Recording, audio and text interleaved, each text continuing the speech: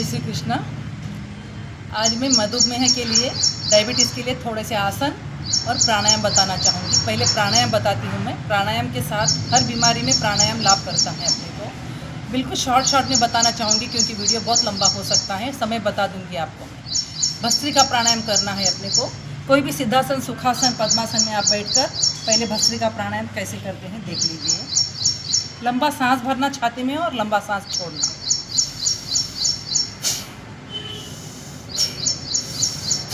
इसको आप स्पीड से भी कर सकते हो, मध्यम गति से भी कर सकते हो और धीरे से भी कर सकते हो। 3 स्पीड से आप कर सकते हो।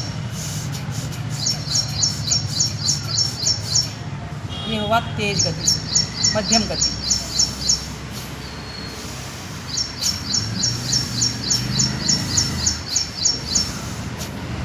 ये हो गया धीरे धीरे।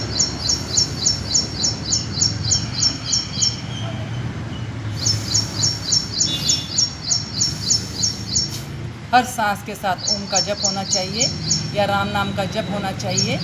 और ये प्राणायाम आपको अस्थमा के लिए बहुत अच्छा है। आपका सांस फूलना कम होगा। ये भस्त्रिका प्राणायाम हुआ, फर्स्ट प्राणायाम। सेकेंड प्राणायाम आपको बताने जा रही हूँ, कपालभाति प्राणायाम। कपालभाति प्राणायाम में सिर्फ आपको पेट से सांस को बाहर छोड़ना है और पेट को अंदर खींचना है। इस तरह से किया जाता है, ध्यान से देखिए।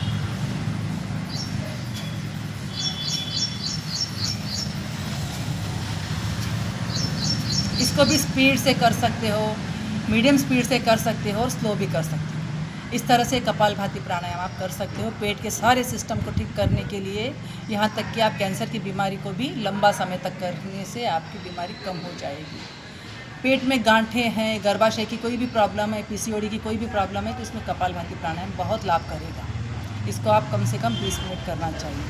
भस्त्रिका प्राणायाम को कम से कम आप 5 मिनट करना चाहिए। पहला प्राणायाम जो बताया था भस्त्रिका प्राणायाम, उसको आप 5 मिनट करना जरूरी है। और कपालभाति प्राणायाम धीरे धीरे समय बढ़ाकर आप नियम करिए 20 मिनट तक कर सकें। इसके बाद आपको बाह्य प्राणायाम है। सांस को बाहर छोड़ दिया लेकर और पेट को पूरा अंदर खींच लेना। चीन को पूरा दबा दिए हैं हम अंदर छाती के पास और मूलाधार को ऊपर की ओर खींच रहे हैं। त्रिबंध के साथ किया जाता है। मूल बंध, जालंधर बंध और उड़ियान बंध। 3 बंध, मूल बंध, उड़ियान बंध और ये जालंधर बंध। ये 3 बंध के साथ में पूरा पेट को अंदर खींचकर दबा दिया है। थोड़ा समय अपनी क्षमता के अनुसार रोक के रखना, धीरे से नॉर्मल हो जाए। ये हुआ बाह्य प्राणायाम, कम से कम 3 बार करना चाहिए। अग्निसार प्राणायाम भी ऐसे ही है, लंबा सांस भरना और पूरा लंबा सांस को छोड़ना।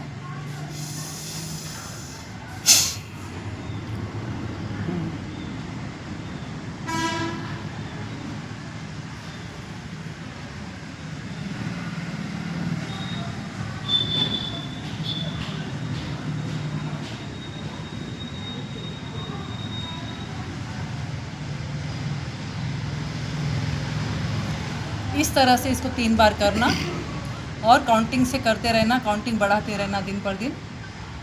ये हो गए हमारे 4 प्राणायाम। 5वां प्राणायाम अनुलोम विलोम प्राणायाम है। अपने राइट को बंद करना, लेफ्ट से सांस भरना,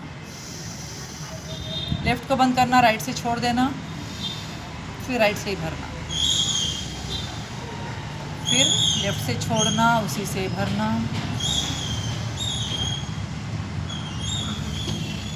इस तरह से कंटिन्यू करना अनुलोम विलोम प्राणायाम। मन को शांति देने वाला, माइग्रेन पेन को कम करने वाला, सारे फेस के सिस्टम को ठीक रखने वाला ये अनुलोम विलोम प्राणायाम है। बहुत शांति देने वाला होता है ये प्राणायाम। और आपको फिट्स आने के लिए भी या फिर आपको ब्लड क्लॉट, ठीक है, जो भी आपका ये मैं बताऊंगी बाद में। तो ये प्रॉब्लम आपके सारे ठीक हो जाते हैं। जब आपकी मानसिक स्थिति ठीक होती है तो ये सारे प्राणायाम से आपके शरीर में नया परिवर्तन आने लग जाता है, वो सारे रोग निकल जाते हैं। आगे बढ़ते हैं, भ्रामरी प्राणायाम करेंगे हम। पहले 2 उंगलियां आंखों के ऊपर हल्के से रखना, कान को अंगूठे से बंद कर देना। 3 बार ओम का नाद करना है मन ही मन में।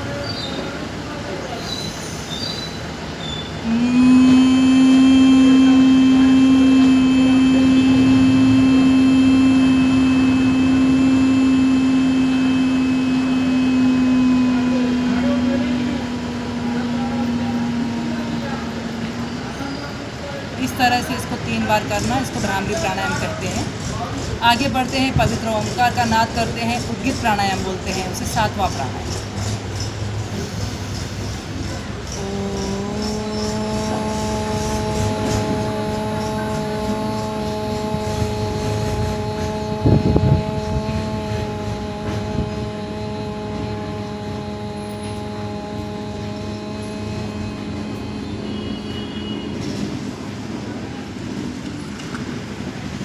इसके साथ ही प्रणव का ध्यान, ऐसे ही आंखें बंद करके मन ही मन में ओम का ध्यान करते रहें।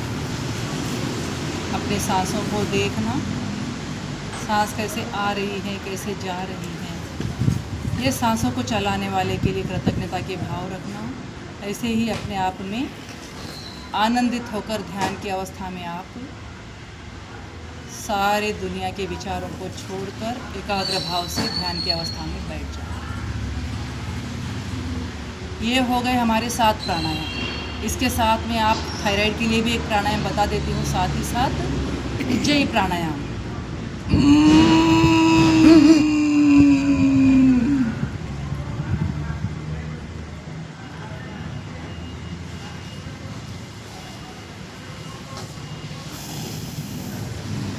सांसों के साथ आवाज़ निकालना।